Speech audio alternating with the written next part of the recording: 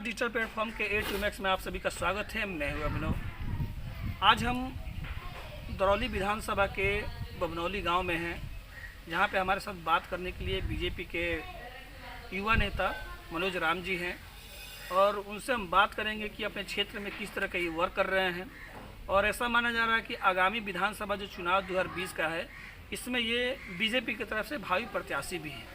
तो ऐसे में क्या लगता है और किस तरह से अपने लोगों के बीच में ये पहुंचकर लोगों से अपनी बातों को रख रहे हैं और किस तरह से लोगों के लिए ये फ़ायदेमंद हो सकते हैं आगामी विधानसभा चुनाव में, और क्या कुछ इनका सपना है यहाँ के विधानसभा क्षेत्र के लिए काम करने का। मनोज जी, स्वागत है आपका हमारे चैनल में। जी बहुत बहुत धन्यवाद। मनोज जी, किस तरह का चुनाव जो अब 2020 का होने वाला है, इसमें क्या आपकी तैयारी है और किस तरह के चुनाव लड़ने का काम कर रहे हैं? कौन सा ऐसा काम है जो यहाँ दरौली विधानसभा क्षेत्र में, अगर आप यहाँ के विधायक बनते हैं तो कौन सा काम आप करने का प्रयास करिएगा? देखिए, सबसे पहले तो यहाँ सबसे बड़ी विकास का मुद्दा है। यहाँ पे कोई विकास नहीं हुआ है। हम जीतेंगे तो ज़रूर चाहेंगे कि काफ़ी सारा विकास हो, धरातल पे हो, ज़मीन पे हो। काम दिखता नहीं है, वो दिखाना है हम। ये तो माले का दरौली गढ़ है, माले का यहाँ पे विधायक भी हैं और माले चूँकि यहाँ पे शुरू से सक्रिय रहा है, इसमें कैसे लग रहा है कि आप यहाँ पे माले को टक्कर दे पाइएगा? जी, माले को हम बिल्कुल प्रस्त करेंगे यहाँ से, और हमारे साथ माले का कोई वो नहीं है। बिल्कुल हम अकेला बहुत बढ़िया से जीतेंगे। माले से कुछ हो नहीं दिक्कत। पार्टी से कुछ आश्वासन मिला है आपको? यहाँ पे चुनाव लड़ने की तैयारी में है तो क्या बीजेपी के कैडर लोगों से कुछ बात हुआ है, नेताओं से बात हुआ है? जी, हमको पूरा पार्टी से आश्वासन मिला हुआ है कि क्षेत्र में काम कीजिए। हम काम कर रहे हैं।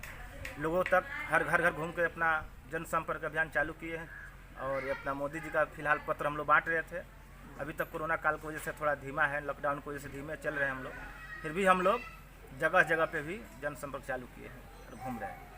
अभी बिहार ही नहीं बल्कि पूरे देश और पूरे वर्ल्ड के लिए सबसे बड़ी समस्या है कोरोना महामारी। इसमें लेकिन लॉकडाउन जो लगा, इसमें आम आदमी को काफ़ी दिक्कतों का सामना करना पड़ा, खाने पीने से लेकर हर चीज़ों से लेकर। और हमारे जो मजदूर भाई लोग थे वो वापस आ गए, बाहर से काम करते थे वो तो वापस आ गए।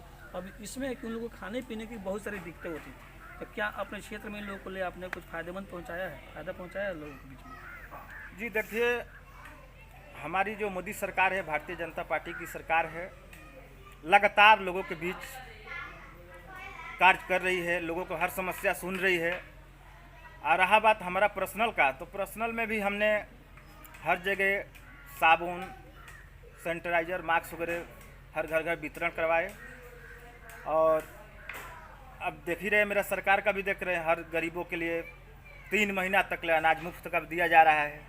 किसी का कमी नहीं है, सब लोग बढ़िया से है। अभी सबका साथ, सबका विकास के साथ हमारी भारतीय जनता पार्टी काम कर रही है। मनोज जी, सबसे बड़ी जो समस्या है वो है रोजगार की, ठीक है।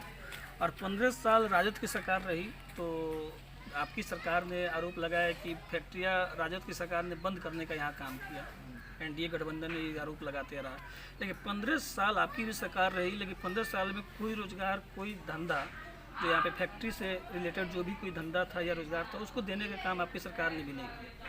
तो इसको क्या कहिए कि 2020 का जो चुनाव होगा उसमें आप लोग कुछ पहल करेंगे इसको लेकर? जी देखिए, सबसे पहले क्या था कि हमारे बिहार में सबसे पहले रोजगार लाने के लिए सबसे पहले देखिए तो सबसे पहले बिजली का बहुत बड़ा दिक्कत था। बिजली नहीं था, रोड नहीं था।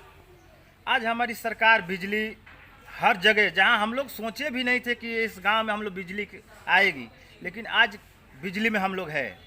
तब बिजली जब आ गई, रोड का व्यवस्था हो गया, तो समझिए फैक्ट्री भी आना चालू हो जाएगी। हम लोग, हमारी सरकार भी मांग कर रही है कि भाई यहाँ बिजली का व्यवस्था भी हो गया। कोई कंपनी नहीं आ रही थी कि भाई बिजली नहीं है, व्यवस्था नहीं, तो हम कैसे आएंगे। लेकिन अभी सब लोग सकार रहे हैं कि हम भी धंधा लाएंगे, रोजगार लाएंगे, यहाँ बिहार में रोजगार बढ़ेगा। ये बताइए कि बिहार में अपराध को लेकर काफ़ी चर्चाएं होती हैं, बिहार जो है, और इसमें आपको यहाँ पे जो आरजेडी की जो सरकार रही 15 साल, उसमें आपराधिक चरित्र के लोग ही यहाँ पे जितने भी लोग थे उसको लेकर नीतीश गवर्नमेंट जब आई तो अपराधियों को हटाने के लिए लेकर आई। आज भी क्राइम का ग्राफ थोड़ा सा बढ़ा है, ज़्यादा नहीं कहेंगे लेकिन बढ़ा है। डेली बाई डेली मर्डर तो हो ही रहा है, हत्याएं हो रही है, जिससे कारण से हो रही हो।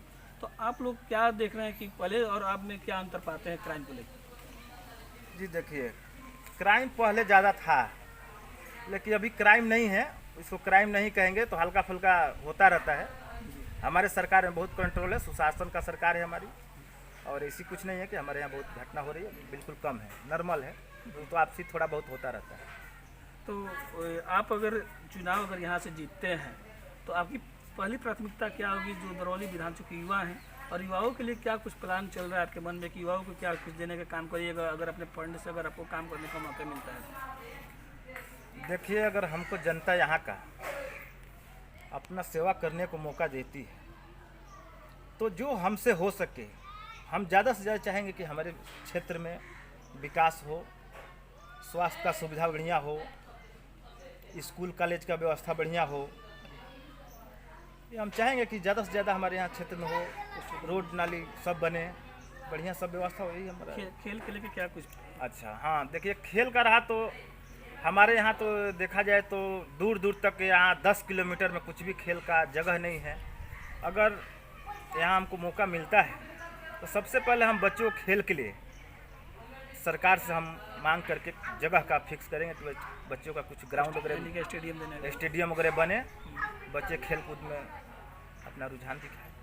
अच्छा मनोज जी, हमको सबसे पहले ये चीज़ है कि आप दरौली जो विधानसभा क्षेत्र है वो रिजर्व सीट मानी जाती है, ठीक है, आप यहाँ से तैयारी भी कर रहे हैं। तो ये जो चीज़ें हैं कि आने वाले समय में जो दरौली के लिए जो वंचित समाज से जो लोग आते हैं उनका क्या कुछ प्लान होना चाहिए? कि बहुत सारे लोग आज की डेट में आरक्षण जैसे एक मुद्दा है, ठीक है, जैसे बीजेपी से बहुत सारे लोग आरक्षण के मुद्दे पर कटे हुए नजर आते हैं, तो आपको क्या लगता है कि बीजेपी को कहीं ना कहीं से कोई आरक्षण को लेकर डिस्टर्ब होने की ज़रूरत नहीं है, चाहे डिस्टर्ब होने जा नहीं रहा है? जी, हम तो आपसे पहले ही बोले कि हमारी सरकार सबका साथ सबका विकास का नारा है, और ऐसा ही हमारी सरकार करती है। तो यहाँ हमारे देखने से कोई भी यहाँ मतभेद का भावना नहीं। जी बिल्कुल, मतभेद का भावना नहीं।